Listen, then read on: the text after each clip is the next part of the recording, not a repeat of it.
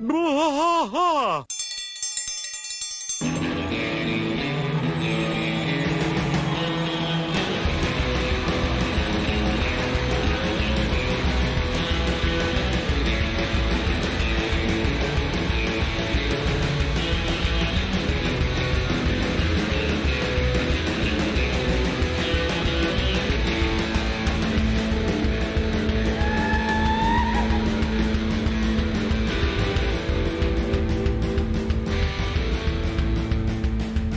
Bwaaa tries to fight all through the night, deep in the heart of Texas. The trailer park is nice and dark, deep in the heart of Texas. That drinks his brew and he spits his chew, deep in the heart of Texas. The TV blares, but no one cares, deep in the heart of Texas. Here we go! Hello, everybody. Welcome to Bwaaa, the King of the Will. King of the Wheel. That's King of the Bill. foreshadowing. A King of the Hill rewatch podcast. I am Mike. And I'm Rusty. And Rusty, we have reached the end of season 1. Yep, we have finally climbed and crawled our way through the very first season of King of the Hill. Covered in ants. Yeah, covered in ants. We smoked a bit. Smoked some cigarettes. Yep. We learned the meaning of Wimatanye. We lost shins. Yeah, we did. We lost our shins. We killed 50 men. Fitty. 50. That's right, man. All right, so we are at season 1, episode 12, Plastic White Female. Which I think is a tongue-in-cheek reference to Single White Female, I which believe. was a Yep. #1 hit at the time. That was a big one. That's what's her name? Martina McBride, maybe? I don't know. Martina McBride. One of those. Martina McBride, Trisha Yearwood. I mean, one of the female country artists. Oh no, of the wait! time. You're thinking about the song. Oh yeah. I'm thinking about the movie with Bridget Fonda. Oh, okay. Single I was White thinking about Female. the song "Single White Female." Is there a song? I don't know if it's called "Single White Female," but it goes, "Just a single white female," something like that. I don't know. I think that's what it's called. Maybe. This is my favorite opening ever. All right, so this one starts before the credits. And Yeah, it there is was. Sorry. It was Shelley Wright was the name of the woman. Shelley Wright. Yeah, "Single White Female" was the name of the Single song. white female. Yeah. All right. It starts before the credits. We got Bobby and Joseph up on the overpass, and they're having a conversation like, "What? How old would you say they are?" I don't know. I think they're preteens. Yeah. Because when they reference he's 11. almost a teenager. 11, 12, something Probably like 11. that. Probably. I imagine Yeah. they're right at 11. Yeah. So this is a time in a boy's life when he's still a very little boy, but he's also turning into a teenager. And so they're having these conversations on overpasses, and these conversations are fairly serious for their life, but at the same time, they're hawking loogies onto cars below. Yeah, they're just hawking them up, which is, at least they're not throwing rocks. That's true. Rocks, Which when I batteries. first turned this episode on, I was like, man, it's about to get iffy. 'Cause Yeah, no it's kidding. been a while since I'd watched this. So I didn't remember what they were doing, Yeah. and then you see them lean back, go Yeah. hawk it up. So yeah, Yeah. So Joseph tells Bobby that he's going to have a party. yep, And this party's going to be different because it's going to be a boy-girl party. yeah, boy, girl party. Yeah, it is it's a huge difference for Bobby, and you can see him just gulp, because he is that's not what Bobby's thinking. Yeah, no, not at all. Bobby's still thinking, what was it, his friends' action figures and playing still a with the little Queen bit around Ant there, and stuff yeah. like that. Yeah, and Celery Head. Bobby's still in that world. He hasn't really graduated to the boy-girl party world. So we get to the credits. No yell, no bell on this one. Just straight up credits. And then we start in Luanne's hairdress school. What do you Cosmetology school. school. Miss Hairdress Alma school. Campbell. There was a funny joke. They said in 1983, disaster struck Miss Alma Campbell when she got her hair chemically relaxed at the Casa Linda Salon. Yeah, in Las Cruces. And she's asking what was the issue, Miss Platter. Miss Platter being Luanne. She has no idea what the answer is. Not at all. She says, didn't look good. No, Miss Johnson, enlighten us, please. So the kind of the class kiss up I would assume. Yeah. Or, Miss Johnson. well, I don't even know if you have to be a class kiss up to get anything right over Luanne. Well, that's true too. Yeah. So she just might have studied a little bit harder than Luanne. But I did feel like this girl, Miss Johnson, has a little bit of an attitude. Oh yeah, about yeah, it, you know? for sure. Anyway, she talks about one how, of those as if attitudes, like, you're really as if. Sure. Yeah. She talks about how the stylist failed to detect the subject's habitual overuse of henna, which prevents penetration of chemical relaxants like sodium hydroxide and ammonium I don't know. Thioglycolate. There we go. Yeah, Sure. Thioglycolate. God bless you. Glycolate. And so the teacher is very happy about that one. Bravo. Maybe think about some of this stuff when you study for the exam. Miss Platter. Yeah, calls her out right there. Yeah, she did call her out. And it's funny, though, because she says, right before she said that, she said the most difficult cut in beauty school is the cut that separates first-year students from second-year students. Second year. How many years you got to go? The cosmetology, I don't know. School. I'm just saying. All right, and now we're back at the Hill household, and Bobby's trying to help Luanne study for her big upcoming test. And he starts, of course, with a math problem because... No, it's a manicure question. He does... It's posited as a math question, but she goes, not another manicure question. A manicurist with a 7-inch file on a train heading east at 80 miles per hour. Yeah. So Luanne is confused because she doesn't know why she has to learn all this stuff. Beauty is an art. Yeah, you can't teach art. No, it's not something you can study in school like gym or study hall. Study hall. Yeah. Here and then we get a joke from Hank here that it's a pretty good one too, I think. See, I'm not a big fan of it. You're not a big fan of it? I thought it was kind of... Well, when he was saying bills, yeah. I was like, oh, damn, well, everybody gets bills. And then he goes, well, why do I have all the bills mail? But it's a cheap joke. It is a cheap joke, and it just goes by so quickly. Yeah. All right, so that just introduces Hank into the room and gives Luanne a chance to ask Uncle Hank if he wants to give him a whole new look. He doesn't want to do that. You don't mess with success. Don't mess with success. Yeah. That's right. But she needs a ton of practice because she has to get to her final, and she kind of begs and pleads with Hank. Hank finally gives in. He says, "Well, it's been almost a week since my last haircut. Yeah, what the heck? I could use a trim." That's right. So she says, "I'll be right with you," and then she pulls that weird thing that they put on the ladies' heads whenever they get the highlights, where they pull the strands through and then highlight them. One of those caps. Yeah, it's like a... She's got that on Connie. It's like a highlight cap or whatever. Yeah. She's got that on Connie, and she pulls it off, and she goes, I can't see any highlights. Yes, you can. You love them. Yeah. She's just like trying to get her out of there. Yeah, you love them. And then Hank wanders into the kitchen to see what Peggy's doing. Hey, good looking. What's cooking? Oh. And he freaks out a little bit because Peggy turns around and she looks like a troll doll. Yeah, she looks like a troll doll. Her hair is sticking straight up. And then she's like, well, I don't like it either, but I'm trying to be supportive of Luanne's education, and I expect you to do the same. That's right. It's time for Hank to go into Luanne's chair because she's got one chair, no waiting. And now Hank has changed his mind. Yeah, no way, Peggy. And it's funny here how he talks about his hair. You wouldn't think Hank would talk about his hair this way, but he's like, my hair is our livelihood. The advantages of propane don't always sell themselves.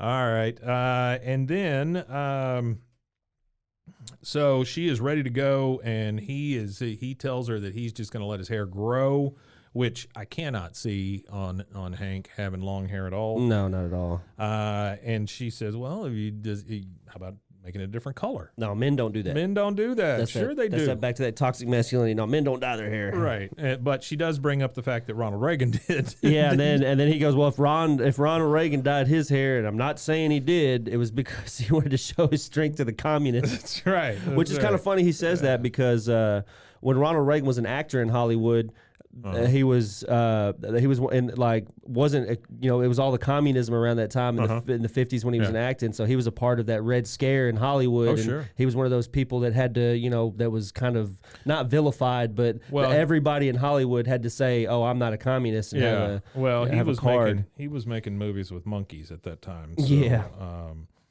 So, Bobby is bringing up the fact that Joseph is having this party. It's a boy-girl party with girls. which Yeah, you're gonna need some chaperones, especially if my Bobby's there. that's right. He's worried about being a slut. Yeah, because we're back outside now with all the guys. And they're talking about this big upcoming party and how Bobby's going to be a ladies' man, and then Dale is talking about, well, there's not going to be any hanky panky at my house. Oh, and then John Redcorn's pulling up and picking Nancy up right away. Yeah, John Redcorn and Nancy. There's a couple of those little scenes. Yeah. He says something about Joseph getting ready to be a real lady killer too. Probably takes after his old man. And then that's when Redcorn and squeals off. Yes, peels out. That's right. That's right. So we get Hank coming back inside. Bobby's sitting at the table, and he's like, "Hey, Bobby, they find a cure for those cooties." I don't know. He doesn't know what cooties are. I like Bobby's deadpan when Bobby it's really good when they come in and they ask him a question. And he's like, I don't know. Yeah. And then he goes, well, what are cooties? He says, well, when I was a boy, that was what we called the germs you got from girls. And he goes, you mean like chlamydia? And then chlamydia. Peggy hears him. She's like, what the hell are y'all in there what talking are you two about? talking about? Yeah. And Peggy obviously doesn't want Bobby to grow up. She's like, boy, I can't believe it's already here. Yeah, you want a juice box? Yeah. She's like, yeah, you want a juice box. Hank is really trying to get Bobby to kick it into gear here and start noticing girls and stuff. Talks about how why wouldn't you want to go to a party? And then Luanne has to put her 2 cents in. She says parties are fun. Everybody dresses up. You get to touch dance. Whatever touch. I mean, can you... there was such an odd description for dancing with somebody touch dance. Like touch dance. It makes it seem more... It seems creepier. Weird than dancing actually Yeah, is. a touch dance. Like you call up your girlfriend like, hey hon, let's go to the old dance hall and do some touch dancing. And I mean, I guess the alternative to that is just standing on either side of the room from each other. What's that, wall dancing? Swaying back and forth. Wall dancing. I don't know about that. Bobby's a little worried about the touch dancing because he doesn't want to get felt up. Yeah, what if I get felt up? Luanne then says, oh, well, all you need is practice. You just need some practice. Yeah, and Hank says, you got to practice because do you think Jeff Foxworthy just woke up one day and took some funny pills? Yeah. Jeff Foxworthy. I don't know. I have a hard time finding him funny as an adult. He was a lot funnier when I was like a teenager. Yeah, the blue-collar comedy stuff. It was a lot funnier as a teenager, and it was only funny because it was topical, and I knew people that he was talking about, and that was it. And it was only funny for how many of those jokes can you tell? I don't know, man, but you got to hand it to those 3 guys. Oh, absolutely. They conquered the world. The funniest one out of all of them, though, to me, is Ron White, and he still stands the test of time. I could still watch Ron White. Was he even really part of the original thing? Yeah, he was on stage with them. It was because it was Larry the Cable Guy, Bill Engvall, and Jeff Foxworthy, and then every once in a while he was there him. On the actual Blue Collar Comedy Tour movie that was released. He was on there. They're all 4 on there. Okay. So Peggy's wanting to keep him a baby. Luanne wants him to go touch some people, and Hank is telling him that you got to practice because look at Jeff Foxworthy. All right, and then we cut back to Luanne being at school again, and I love these like these hard cuts where we come into a conversation that's already happening. Like they're just wrapping up the conversation as we jump in. Yeah. And so the wrap up to this conversation is the teacher, and she goes, and that's why blondes don't necessarily have more fun. All right, class. All right, class. Cut off. Yeah, it's really fantastic. And so we're back in school with Luanne. And they just want to take a couple of minutes to talk about the upcoming final. She asked Mr. Hernandez to come in and hand out their heads. Everybody is getting a styrofoam head to plastic white female. Yeah. Mm-hmm, mm-hmm. And she wants them to demonstrate a year's worth of theory on that practice head. A year's worth of theory. Think about that. All they've been doing is talking about heads for and a hair. year. That's right. That's a lot of theory for... I mean, how much theory is there behind hair cutting? Yeah. I wonder where the science was documented for this, like who did the experimentations and who wrote down all the data for this. Yeah. So she tells her that, in beauty school, as in life, you only get one head. That's it. And she says she needs to use both of them to pass the exam. She is doing a big deal of making Luanne a spectacle in this class. Oh, absolutely. Well, I think it's because Luanne is obviously not extremely bright when it comes to memorizing the facts and figures. Yeah, definitely. And she can't cut hair either. So, I never understood why they never used Frankie Avalon in any of this beauty school dropout. Oh, yeah. That's probably cost a fortune. Probably. Because after Grease, Yeah, absolutely. So now we're back at the school, and Bobby is talking to Min. And they're talking about Joseph's party. He asks her if she's going. She says no. Oh, sorry, Con. Yeah, I'm sorry. I said Min, didn't I? Yeah, her mother. Yeah, Min. He's talking to Min. That would be weird. Yeah. Go for it, Bobby. He's asking about the party, and Con says, no, my dad won't let me be around boys until after I'm married. Yeah. which is a pretty funny line, honestly. Yeah. And so Bobby makes up something about Joseph having a birthday party in 9 weeks and says, I don't want to party myself out. Yeah, I don't want to get partied out.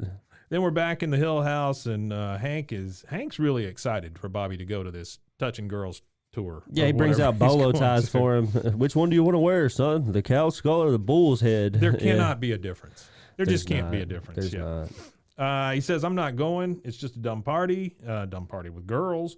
He says, I don't like girls. And then that's kind of the end of the line for Hank there. Yeah, he says, Peggy, close the screen door. Close the screen door.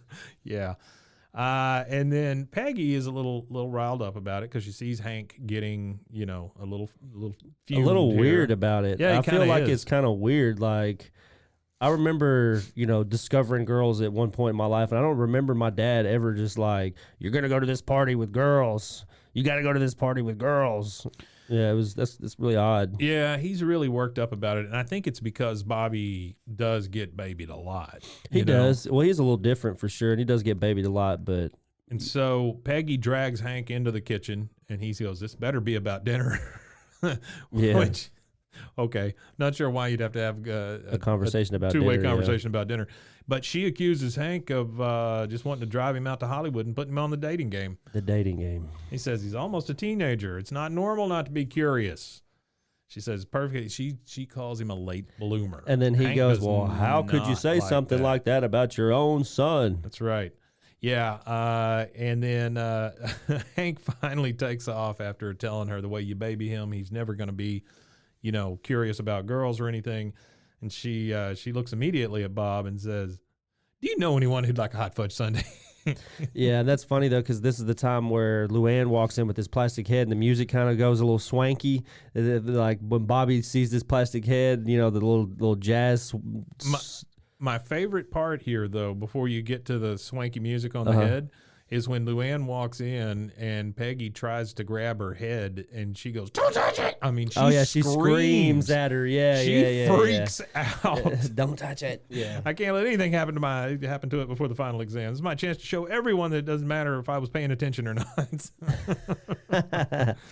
Yeah, so you get a little bit of that swanky music. Bobby spots the head. And next thing we know, Peggy is going to take Bobby to Sears because they got a sale on some jockey shorts. Jockey shorts. Bobby is in the other room playing with his Game Boy, but it says game over the whole time. So he is just trying to pretend like he's keeping busy and not staring at that head.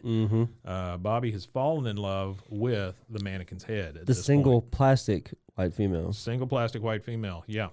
And so Bobby devises this very funny specific plan to stay home with the head by himself because there's an after school special on Jesus. That's right. Well, you can't miss that. You can't miss an after school special on Jesus. That's right. And so Bobby sets the head up on the coffee table, and it's like he's taking it out for a date. Yeah, he starts chatting. Well, he has to apologize to it because they don't have Diet Coke. Yeah, we don't have. We're out of diet. We're out of diet. You look really special tonight. You want to dance? Hello, sweetheart. Yeah. So things are about to get weird with Bobby in the head. Yeah, and then it cuts now to the alley, and this is a funny alley scene. So Hank, hey, Dale Bill Boomhauer. And then Dale goes, don't you Dale Bill Boomhauer us. You said noon. It's 12:15. And this is where he starts talking about his hair rustling on his pillow, keeping him up all night. I mean, I have hair. I have middle of my back length hair, and hair keeping you awake from rustling on a pillow is kind of a funny idea to me. He doesn't even have that much of it. That's the no, thing, it's not. It barely. You see a little like I think the animators put like a little straggles in there that you could kind of see. But it can't be more than not even enough to see. Like a 1/16 of an inch. Yeah, and then she comes out and she says, "Come on, let me trim it." Luanne does, and he's like, "Well, no, I love my long hair." Why don't you practice on your practice head? But she says she only gets one chance to cut that hair. Mm-hmm. And then Bill has a great idea. He said they got a whole busload of new recruits coming in on the base, and she could practice on them.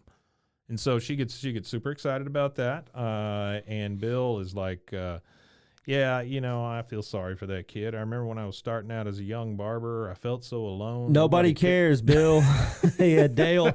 That's one of my favorite lines too from this show. Nobody cares, Bill. Particularly this episode. That's one of my favorite lines from this episode. Yeah. And so we see Luanne on the base with Bill, and she is cutting people's hair.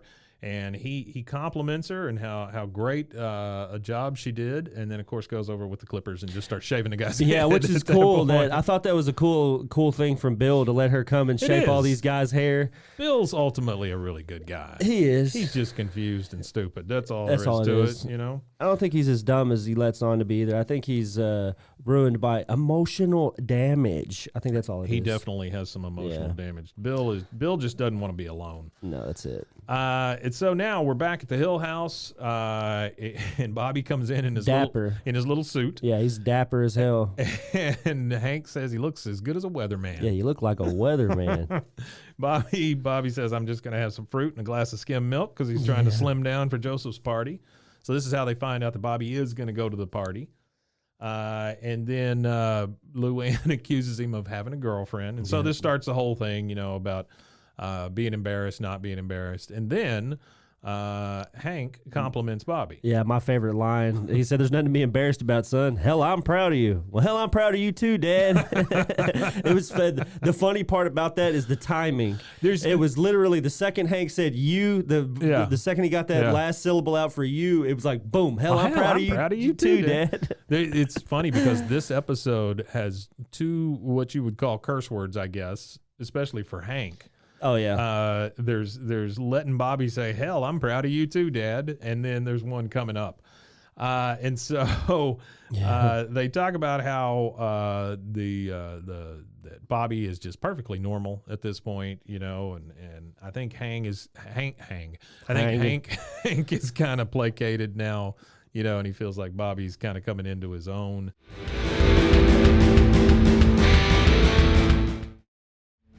Bwaaa tries to fight all through the night, deep in the heart of Texas.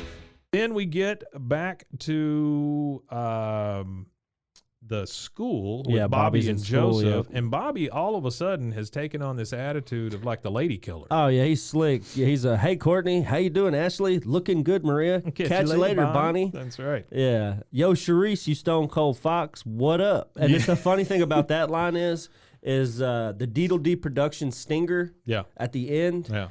This is the first episode where they have a line at the end, and that's the line is that he's Stone Cold Fox. That's the line they used for the stinger quote. Yeah, and so Joseph tells him how he's going to be the most popular guy at his party, and he hopes his lips don't fall off. From what? From kissing. Yeah. He says they're going to play Spin the Bottle, and then Bobby starts tensing up just a little bit.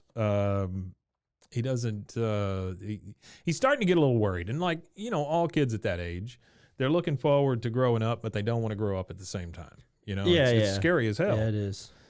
So I never wanted to grow up. I understood the myth of aging.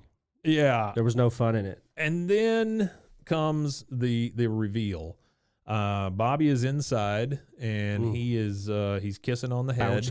That's right. Now he's practicing kissing on the head. And in comes Peggy looking for Bobby. She's been at the grocery store. She's got her arms full of groceries, and she's, hey, Bobby, honey, I could use some help with the groceries. She opens Bobby's door, and there he is. Well, that's the thing is, I don't understand why everybody's so outraged about him kissing this plastic head when they just push the importance of practice. Sure. And Bobby's thinking in his head, what I assume that they were thinking when they wrote this part is, Bobby has been told he needs to practice. Well, what better to practice on a plastic, before you go practice with the real thing, you practice with a plastic head kind of thing. So absolutely. I don't think that his thinking is wrong here. I feel like they're wrong for how they act towards him about it. It's kind of weird, but like it is weird. You've pushed in this 11-year-old's head that he needs to practice before he goes and actually kisses a real girl. So, but it is a styrofoam head. It is a styrofoam and so you head. do. His mom's going to freak out a little bit. So we go back to Hank and Peggy kind of having an argument about this thing. Hank says, she says, Hank, he was kissing it. And he said, no, maybe he just fell on it. Well, I think that's what I'm going to ask for all the people who listen to us. I want everybody to go ask their mother how they would have reacted if they would have been caught kissing. Yeah, a no plastic kidding. head. Or tell me if you got kids, how you would react. Yeah, tell me how you would react to that. I'd be interested. So, Peggy is really worried about just seeing that in her head the rest of her life. And I can understand that, I guess. I mean, there's some stuff that walked in on my kids doing that I was like, I don't want to think about that anymore. Yeah. And so, anyway, they go back and forth. Peggy accuses Hank of sending Bobby to that summer camp with no toilet doors on the toilets. Yep. Yeah. And Hank accuses Peggy of parking in front of the TV and letting him watch those frogs kissing the pigs. They got the Muppets. That's Yeah, right. they got frogs kissing pigs. What did they think was going to happen? So Peggy's bright idea is they're going to move to Berlin. Yeah, they'll move to Berlin. What? Bobby will be accepted there. I read somewhere that they have a very tolerant people. Their culture admires all kinds of freaks. That's right. Yeah. Which it is known for being a pretty liberal town. Well, sure. I'm assuming Red light district and all that still. Well, yeah, but that's your first reaction is you're going to move to Berlin. Berlin. Yeah, that's pretty funny. So Hank has decided, no, I'm going to cut those apron strings. I'm going to set him down and set him straight. And so he starts heading down towards Bobby's room. He and Peggy are both at the door, and he's like, son, it's me and your mother, and we're knocking on your door. Yeah, that's us knocking, your mother and me. There's this huge pause before they even open the door. We're coming on in. Funny. Yeah, we're coming on in. Yeah, ask him if he wants to go on a car ride. The funniest thing about them opening the door, though, is that Hank opens the door and Peggy is facing the other way when he opens the door. She's not even looking. She doesn't want to get caught seeing absolutely. something else again. And I think the explanation or Bobby gives whenever they're, go for a car ride or whatever, and his dad's telling him he's open-minded as the next guy. Most states want you to let you marry a plastic head. And it goes back to what I was saying just a second ago about practice. They put in his head so much that he needs to practice this whatever it is. So that's where he's like, I don't want to marry it. Like he was like looking at his dad like, what the hell? Like, I don't want to marry the damn thing. I just try to practice my first kiss so I don't look like an idiot. I love that line, though. Most states won't let you marry a plastic head. Yeah. Yeah, he just tells him how he's trying to practice, figure out how to do this kissing stuff. He goes, maybe in the 90s they wouldn't let you, but we're in 2022. I bet you if he wanted to marry a plastic head, you could marry he a probably plastic head at this point. Yeah. He accuses Bobby of using this head as a crutch. He said, it's not a crutch. It's just something I've come to rely on that helps me through life. Yeah. So he says, I'll make you a deal. You go to your party, and then you can have the head afterwards if you want it. He puts it way up in the top cabinet and locks it up. The cabinet. Yeah. But the thing is, I want to know what else is in that cabinet. Yeah, I want to know, too. I want to know how big of a cabinet it is that it can hold a human head. Well, that's true, too. Yeah, that's pretty big. It's a big cabinet space. Yeah, that's where not necessarily. I mean, of course, a whole cabinet could, but not a shelved cabinet. It's where you put your soup pots. Yeah, things like that. I guess. Yeah, I don't know. So the next thing we see is Bobby sneaking around at night. He is climbing up on that cabinet because he's trying to get to that head. And you could see Hank just standing in his bedroom. Well, he knocks all the silverware on the ground. Yeah. Wakes up Hank. Hank gets really pissed off. I mean, by the looks of his face, that's the most pissed off I've seen Hank. Yeah. Especially up until now. Up until right now, yeah, he's pretty pissed. So he breaks in on Bobby. Bobby's got the head. Hank just grabs the head, takes it out, and says he's going to end all this, and puts it on his table saw. Now we've got Peggy coming in. We got Luanne coming in. Everybody's screaming and moaning. Luanne especially, because Hank ends up cutting the damn head in half. Cuts it in half. I actually made, you go to the Instagram, I made a little a post for that. I did a DeWalt commercial where he has the table saw and he's cutting the head in half. That's really great. But he cuts the thing in half. Everybody's screaming and moaning. And it is the weirdest look on Hank's face. He smiles, but it's almost this creepy, weird smile that he has. I just thought that was weird. really odd. Yeah. I think super gratified by it. Well, I think what it was is he was gratified, but then he also realized, oh shit, what have I done? Yeah, because now in the next scene, he is at Luann's school. He's the dummy, being her head. Yeah, he's the plastic white female now. Yeah. And so the teacher is going through, passable. She's grading everybody. And then she's like, first, this is not the head you were issued. Second, just look at the way you shaved against the grain here, here, and here. And she's literally circling Hank's head spots with a permanent marker, which I thought was just fantastic. Yeah. And then she says, these are the worst sideburns I've seen since Chair 3, which makes me think you cheated. What does that even mean? I don't even know. You cheated by copying sideburns? You copied some worst sideburns I've seen. So that was kind of funny. So she fails her. This is the other part that is very un-Hank. He just goes, what a bitch. Yeah, what a bitch. Like, wow. Okay, Hank. That doesn't really come out of him normally. If you want to hear Hank cuss more, you can check out Hank Trill. Yeah, that's a whole different thing. Yeah. Thanks again to Hank Trill for being part of that interview. So Hank knows he's really screwed up here, and so he starts talking out loud about how he loves this haircut. It's the best he's ever had. He's got bumps here and here. He's circling his own head now with the marker. Yeah, and then he's like picking out the flaws in his own head. Yeah. And then she's like, well, I noticed that. I layered on the upslopes and tapered on the down. Which I don't know what the hell I don't know what that means. But he says, this is my favorite. All-time favorite haircut. Yep. And then the teacher overhears this. She apologizes to Luanne and says she's been unfair. She just got so far from the hair and into the whole power trip of running the academy, she forgot how the most important principle of the beautician's art, repeat business and referrals. That's right. If you please your customer, and then she goes, you pass. You pass. So, that worked out for Luanne. And again, softer side of Hank here. Mm-hmm. He finally realized what he did. Well, we're at the end. We don't come to the end of the episode, so usually that we're wrapping up all the morality tale. Yeah, sure. Yeah. And so the next thing we get is we got Bobby. He's calling Lady Bird and telling her she looks so pretty. And then in comes Peggy, and she's still a little shell-shocked. And I think she thought that Bobby was trying to kiss the dog now at this point. Yeah. And so she tells Bobby, your father told me you were just kissing the head for practice. I know he made it all up just to make me feel better, but that's nice. The doubt in your own son. No kidding, man, right? They can't even give him credit.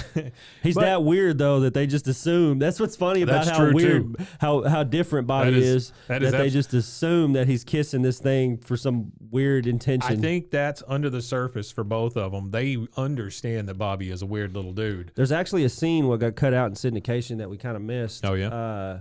When Bobby is sneaking towards the kitchen, there's actually a. Luanne's unbuttoning her top. He sees Luanne unbuttoning her. Well, he's on the outside. I saw this scene. He's on the outside looking through the window, and what it reminded me of, and I meant to say this at the time, it reminded me of that scene in Animal House. Mm-hmm. You ever seen Animal House? Yeah. So where Bluto gets up on the ladder and he's watching the girls take their tops off. Yeah. It kind of reminded me of that. But the funny thing about this one is Bobby was watching her take curlers out of the mannequin's head. Then she starts taking her top off and he's like, nah. And he bails out. Well, that's the funny part about that, though, is that whenever they syndicated it, they pulled that scene out. Oh, did they really? Yeah. Wow. I got a few more. We'll get to the end, and I got a few more little so wacky tidbits. I don't know why they would. I don't know. I guess it's because it's not to be creeper. I guess because of they didn't want to imply some incestual kind of stuff. I guess they took it out for that. Maybe it was by the time it got to syndication, the world was a little bit more politically correct, and maybe they removed it for that reason. I don't know, but I thought it was weird that they removed that from syndication. Of course, we got to see it in wherever we source our TV shows from. I watched it on Hulu. Check out King of the Hill on Hulu. Peggy, this is probably my favorite line from this episode. Peggy is reassuring Bobby that he's okay. She's going to love him no matter what, even if he has to move to Berlin or whatever. Yeah, move to Germany. And she goes, "I realize I am just as much to blame for your condition as the media and the devil." Yeah, I've been overprotective. You're not a baby anymore. The media and the devil. That's right. But she says, go to your party, just have fun, spread your wings, fly away, little bird. But she can't let go of him. He's trying to go to his party, and she's like, go, and she's still hanging on to him. Yeah. And so he ends up going to the party. Talks about how he has been he's headed to the party, and he ends up seeing Khan. She comes riding up on the bike, and then she talks about how she's been practicing, shows him how she kisses her hand, and he's like, "That's brilliant." He didn't even think about it. He didn't even think about my it. Hand. That's right. Yeah. So she says, "Hey, do you want to practice?" And he's like, "You mean kiss?" "No, just practice." So I don't know what the difference is there, but this is the first time that Bobby and Khan Jr. kiss. Yeah, this is their first kiss. Yeah. And I think this is the first indicator. Well, they kind of had when they're chasing the dogs kind of thing. Oh, that's true. That was kind of that was a little bit of a romantic thing, maybe. Probably not. Probably more innocent than romantic because they just moved in next door and all that. But this is the first, what I would consider their interest. Yeah. In each other, even though it's just practicing and they're still kind of just friends. Well, this is the first step into not being friends. The best part is they close their eyes and try to kiss the first time, knock their heads together, and say how stupid this is. But then they try it with their eyes open, they kiss, and then do I have any hickeys? Do I have any hickeys? I don't see anything. Right. Yeah. And then you hear Khan yell, "Come home for dinner. Your prawn's getting cold." Men. Sorry. There you go. Men. Sorry. See, they're interchangeable. Yeah, they're interchangeable. And so he takes off to the party. She tells him good luck. He says thanks. And then we go down. This is the weirdest ending to me, by the way. We go down to the party, and you can tell that every one of the kids is nervous.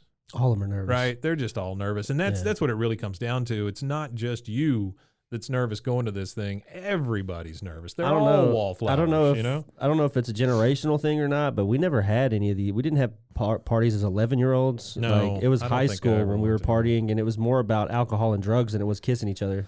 And then it's Dale coming down because he's afraid it's too quiet down there. And then here comes his wife, and they're kind of arguing over the fact that you can't leave them alone. You can't leave them alone. There's going to be some hanky-panky going on.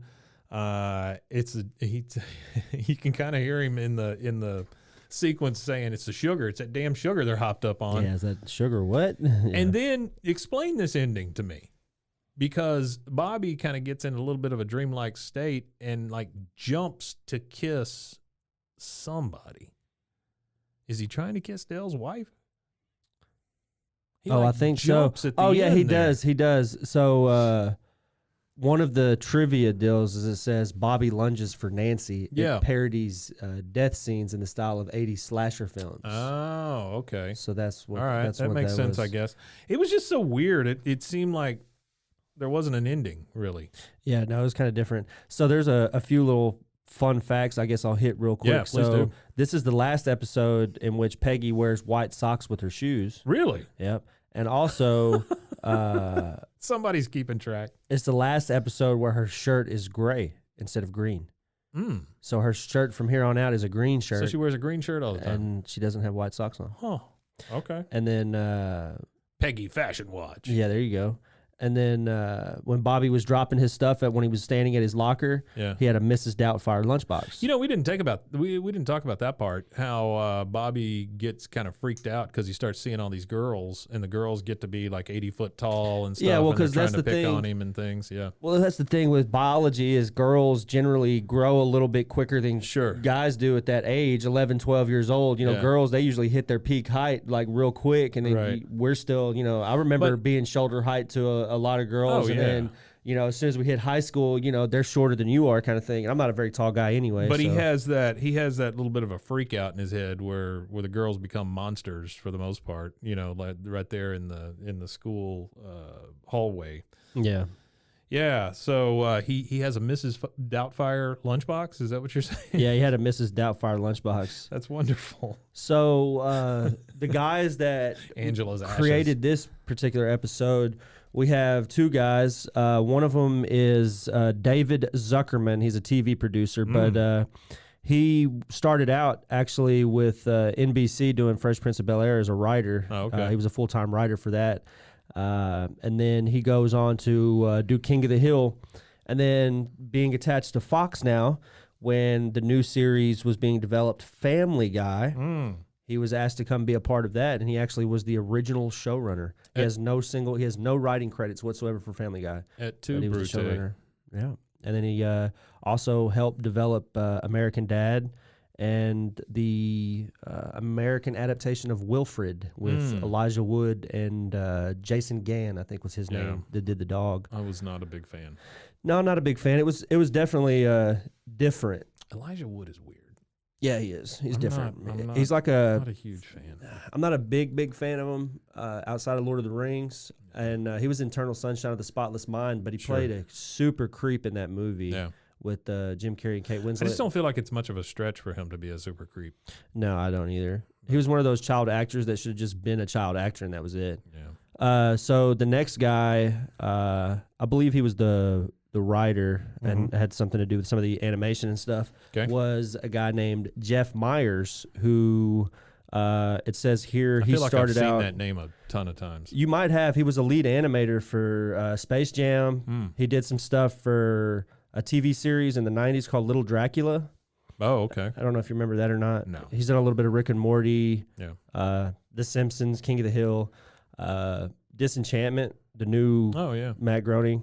So he's in that atmosphere again that we continue to discover and see. We keep running across these folks that have worked with both Mike Judge and Matt Groening. I think Mike Judge, Matt Groening, and Seth MacFarlane, they all kind of overlap, and I guess it's because of the Fox atmosphere. If you've worked at Fox, because I imagine a lot of these guys are like a studio musician kind of feel. Like they're the studio animator that, if we're inside of Fox Studios, they're going to be kind of touching everything kind of thing. I think that's what they kind of that makes total sense. Kind of leads into on that one.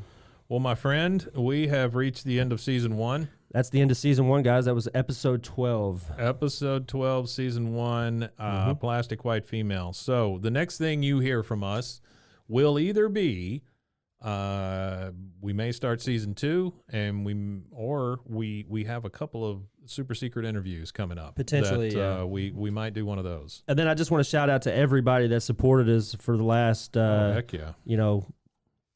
12 weeks. I guess it would be 13 weeks. Yeah, because we had an interview episode. So or 14 weeks because we had the my son was being born, so we had the. That's right. We had one rerun. We had the rerun where we ran the first one to try to get some folks into it. Yeah, and y'all are here, so I appreciate everybody again. We're at like crazy amount of downloads for what we've been doing great. So been doing great, and I just can't thank you guys enough for listening. So you can check us out on most social media. BWAAA. KOTH, Bwaaa, KOTH. That's at Instagram, Twitter, TikTok. We appreciate y'all. Thank you so much. We also have something special coming next time where we have a code for people to use for certain products. Oh yes. So next time we have a couple of advertisers that have come on, and I think you guys will appreciate it. It'll be comical. Yeah, we're gonna try to make it our own. So check us out on social media, and then you can always check us out at roguemedianetwork.com. And I guess we'll see you next time. Wimatanye. Wimatanye, indeed.